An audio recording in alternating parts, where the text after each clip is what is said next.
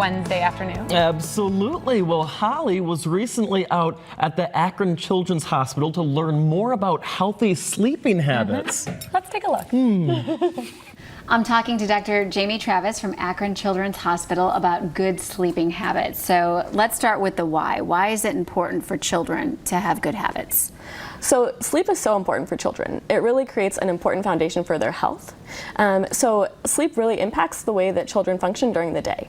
So you might see kids be really irritable during the day, have more disruptive behavior problems, have more difficulty managing their moods or emotions during the day if they don't get adequate sleep.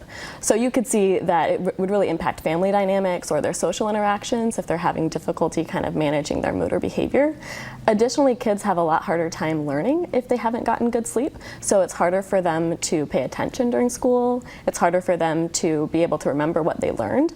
So therefore, you can start to see academic problems if kids are sleep deprived.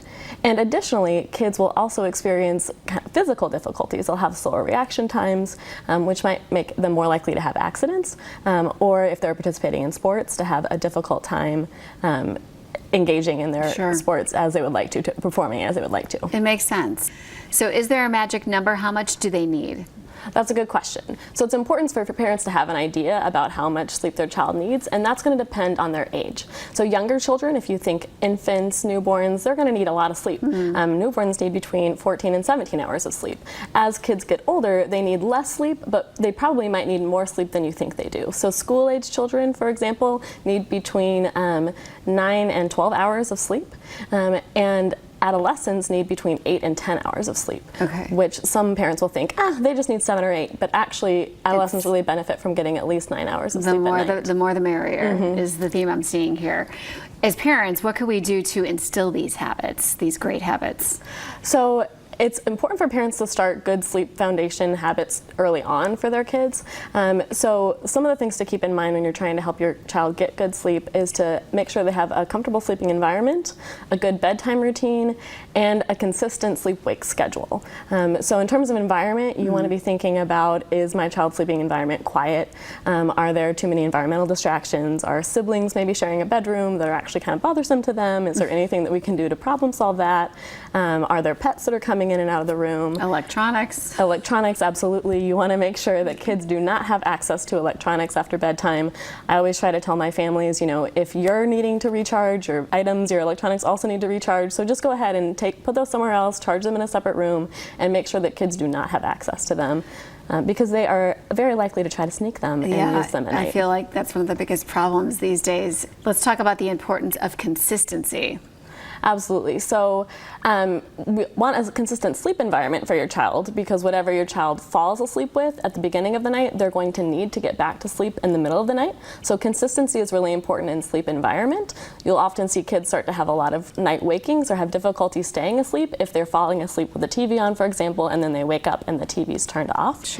In addition to consistency in sleep environment, kids also benefit from routines, and adults do as well. So it's really important to have a consistent bedtime routine every night that lasts about 30 to 60 minutes and includes calming activities, so self-care activities like taking a bath, brushing your teeth, washing your face, putting on your pajamas, reading a story, and getting into bed.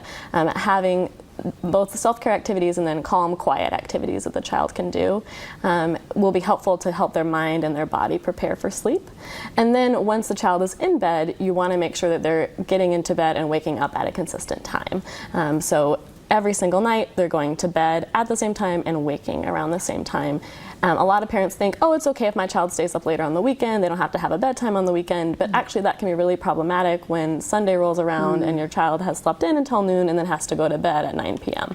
It'll just be a lot harder for them to fall asleep, and they will start their school week, sleep deprived. Right, and that kind of brings us to, if you have problems, what if it's not all working for you? Absolutely. So sometimes it's hard to get kids to sleep well and to get an age-appropriate amount of sleep. So things to consider would be talking to your pediatrician to determine if it might be useful to talk to a mental health provider or someone who can help with behavioral strategies to help your child sleep better. or to assess whether or not there's something going on with the quality of your child's sleep. So for example, if your child snores, snoring is not actually common at all in children. So if your child is snoring, that's a red flag that they might have something wrong with their breathing at night that could be disrupting their sleep. So talking with your pediatrician to determine if they might need an overnight sleep study like we offer here at Akron Children's in order to determine if there's something else happening with their sleep quality could be important. Doctor, thank you so much. Yeah, my pleasure.